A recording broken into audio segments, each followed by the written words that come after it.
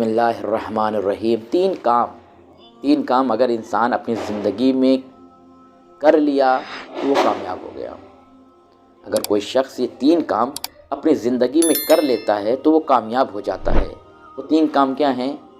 ٹوٹے دلوں کو ملانا، یعنی وہ دل جو ٹوٹ چکے ہیں، یعنی مثال کے طور پہ میاں بیوی میں اختلافات ہے، بھائی بھائی میں فساد ہو رہا ہے، پڑوسی میں جو ہے معاملات خراب ہیں، عزیز و اقربا میں رشتے بنتے نہیں ہیں، تو ان ٹوٹے ہوئے دلوں کو، جو بھائی بھائی میں لڑائی چل رہی ہے، ان 2 بھائیوں کو اگر کوئی شخص ملاتا ہے تو حج اور عمرے کا ثواب اللہ عطا کرتا ہے۔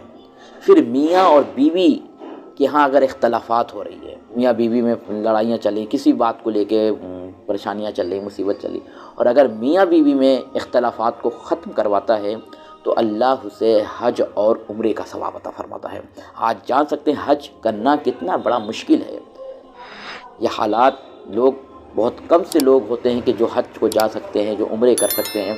ہر انسان اتنا صاحب حیثیت نہیں ہوتا کہ وہ حج جا سکے، لیکن اللہ نے ہمیں موقع دیا ہے۔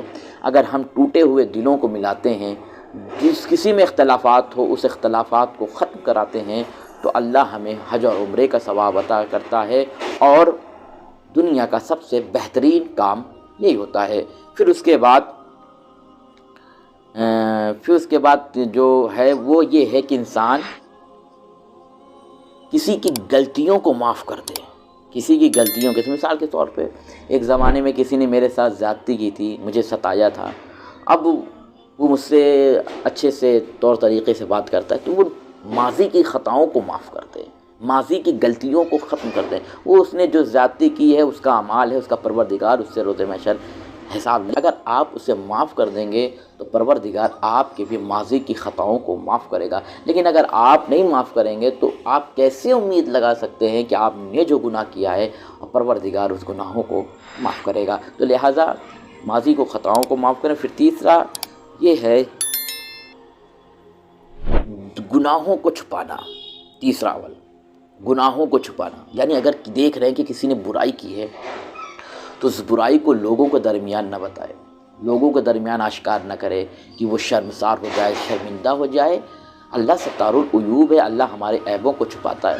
اگر اللہ ہمارے عیبوں کو دنیا میں ظاہر کر دے تو نہ ایک باپ اپنی بیٹی کے سامنے کھڑا نہیں ہو سکتا، ایک بیٹی اپنے باپ کے سامنے کھڑی نہیں ہو پائے گی، ایک بھائی اپنے بھائی کے سامنے کھڑا نہیں ہو پائے گا، ایک انسان دوسرے انسان کے پاس کھڑا ہونے سے شرمائے گا، شرمندہ ہوگا، کیونکہ اللہ نے وہ عیب سب کو ظاہر کر۔ تو اللہ ستار العیوب ہے، اللہ ہمارے عیبوں کو چھپائے ہوئے ہے۔